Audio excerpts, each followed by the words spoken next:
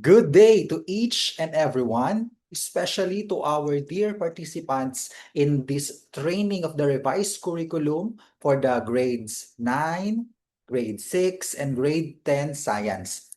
First and foremost, I am Julie Van Abrea from the Bureau of Learning Delivery, DepEd Central Office. And in this session, I will be sharing with you the key aspects and important ideas for session 2 titled K to 10 Instructional Design Framework.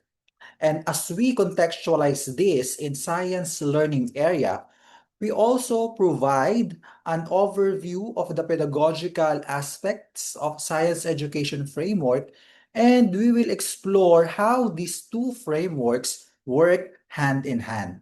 So this explainer video is divided into three parts. The first part provides a general overview of the IDF, its definition, key characteristics, and main components. The second part focuses on the essential elements of the IDF, including the instructional principles, the aspects, and the learning events.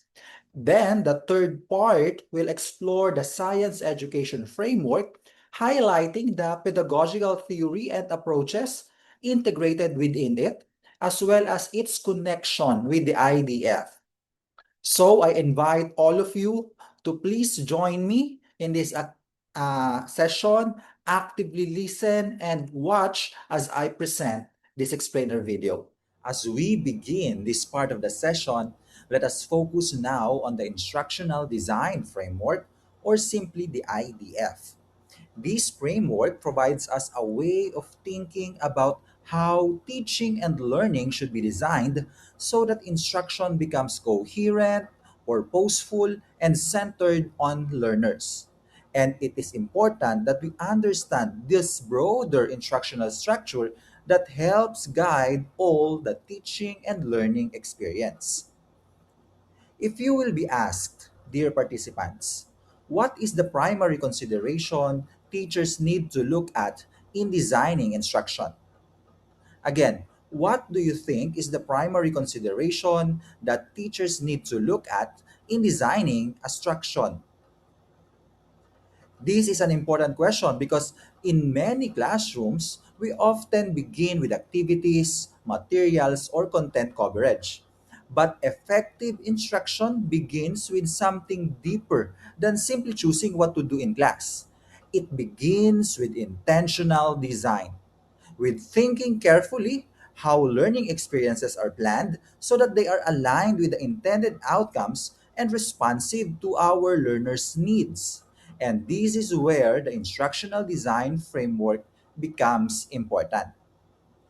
The instructional design framework helps us see that effective teaching is not accidental. Again, teaching is not accidental, and effective teaching happens when instruction is designed thoughtfully and coherently. As we look on the screen, you can see there the fuller picture of what IDF really represents. Let us begin with the definition on the right side of the slide. The IDF is described as a conceptual guide that supports the coherent design of teaching and learning across grade levels and across learning areas. This means that IDF gives us a way of organizing instruction so that the different parts of teaching are connected and purposeful. It helps avoid fragmented teaching where objectives, activities, and assessments do not quite match. Instead, it encourages us to design instruction as a coherent whole. Notice the phrase there, structured lens, and this is important. The IDF does not function as a fixed script or a one size fits all lesson format. Rather, it gives us a lens through which we can examine whether our instruction is well designed. Now, look at the visual on the left side of the slide. This diagram helps us understand the major component of the framework and how they work together. At the center of the diagram is the learner. Around the learner, we see there the four aspects of instructional design: connection, context, collaboration, and creativity. We also see there the four essential learning events: engage, explore, experience, and empathize. And beyond these are the four instructional principles: innovative, integrative, inclusive, and ideational. And finally, at the outer arrows, you can see there the relationship among curriculum, teaching, and assessment. This slide highlights the very practical point that instructional design framework comprehensively guides teacher in lesson planning. So therefore, it provides a structured way of thinking about what learners need to learn, how they will experience the learning, and how we gather the evidence of learning. The word comprehensive is important because teaching involves many interconnected decisions.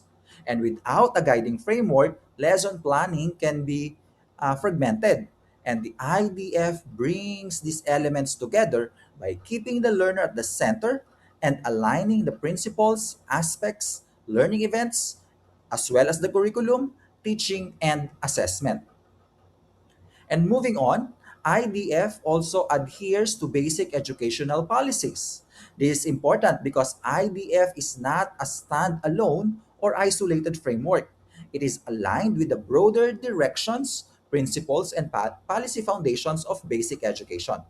It helps our teachers see how these policy directions can be reflected not only in planning documents, but also in actual teaching and learning experiences. So these slides presents the legal basis that supports the IDF. This includes the Republic Act number 10533 or the Enhanced Basic Education Act of 2013, DepEd Order number 42 series of 2016, the policy guidelines on daily lesson preparations, the DepEd Order number 8 of 2015 or the policy guidelines on classroom assessment, the DepEd Order number 21 series of 2019, the policy guidelines on the K-12 basic education program, and DepEd Order number 10 series of 2024 or the policy guidelines on the implementation of the revised 10 to K-10 curriculum. And in this sense, the IDF is not only intentionally useful but also firmly grounded in existing basic education policies. And even some of these policies are being reviewed and maybe replaced or repealed in one of these days. IDF still adhere to these policies. Instructional design framework also illustrates a systematic framework in designing instruction. The word systematic is very important because effective structured is not designed randomly but based on available activities. It is planned in a deliberate, organized, and coherent way where the different elements of teaching and learning are being considered in relation to one another. IDF also helps us recognize the critical components of successful teaching and learning process. Successful instruction does not depend on only one factor, such as, let's say, good activity, clear explanation, or an assessment at the end. Rather, it depends on how the essential elements of teaching and learning are brought together in a coherent and purposeful way. IDF also provides teachers with a fundamental yet descriptive approach in designing learning opportunities. The word fundamental there tells us that framework identifies the essential elements that should be considered in instructional design. And at the same time, the word there, descriptive, reminds us that IDF does not prescribe one fixed lesson format or one requiring teaching sequence for all classrooms. So IDF helps teachers design meaningful, learner-centered, and coherent experiences while remaining flexible to learners' needs and nature of the subject. Also, instructional design framework helps ensure that teaching and learning process becomes effective and meaningful. And how do we know if instruction is effective and meaningful? Instruction becomes effective when learning goals, teaching experiences, and assessments are aligned. It becomes meaningful when learners are actively engaged, able to connect ideas to the real context, and given opportunities to construct understanding. And in summary, IDF provides a structured way to design instruction that is coherent, learner centered, and aligned with standards. It applies across grade levels from kinder to grade 10 and across learning areas from, let's say, English, science, math, alarin panlipunan, Filipino, TLE, and even MAPE. And it keeps learners at the center and ensures the alignment of curriculum, teaching, and assessment.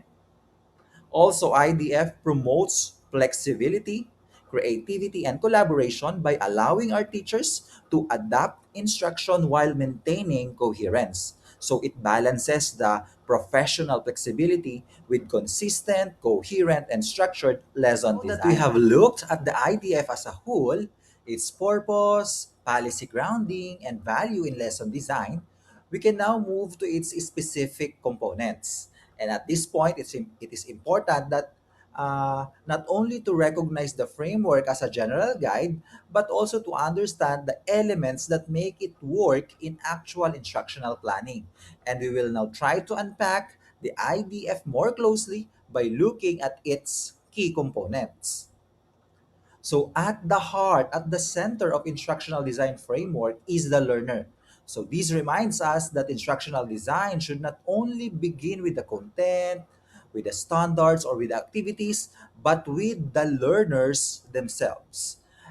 When we say learners themselves, their needs, prior knowledge, interests, contexts, and ways of learning. And placing the learner at the center means designing meaningful, active, and purposeful learning experiences.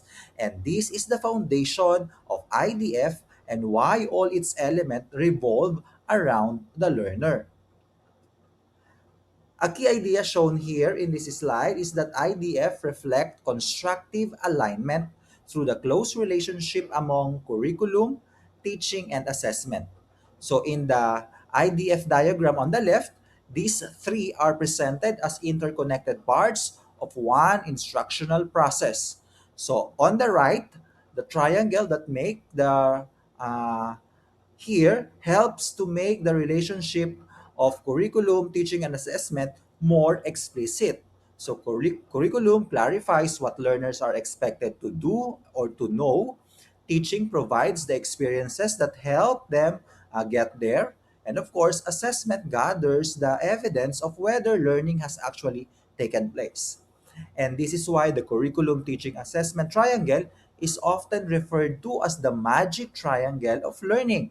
Its strengths lies in alignment. If curriculum expects learner to explain, investigate, or apply, teaching must provide those opportunities, and therefore assessment must measure them. So this is now when aligned, instruction becomes more coherent and meaningful. Then, within the curriculum teaching assessment triangle, curriculum first, it serves as the foundational blueprint of education. It provides the starting point for the instructional design by defining the intended standards and competencies. It guides our learners what should they know and be able to do, and ensuring instruction is anchored on these expectations.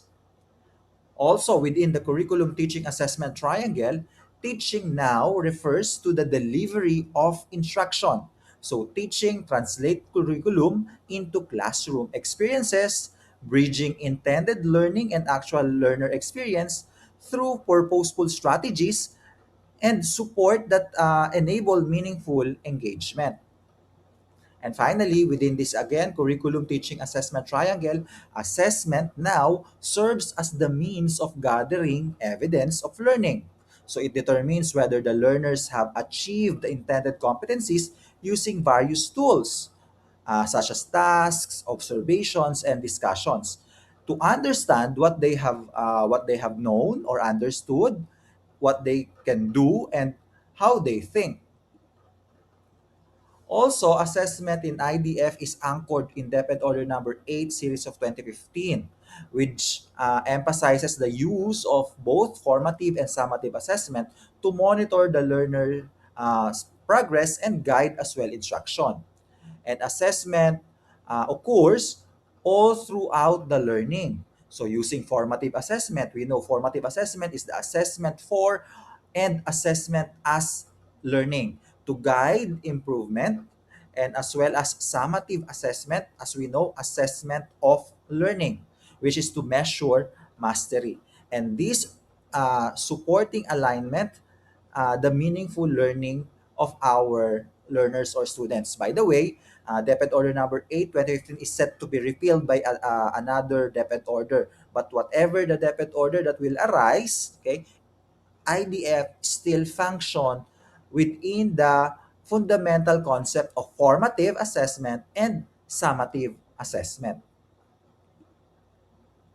So at this point, I will pause for a short while and I will let your facilitator guide you through the next activity.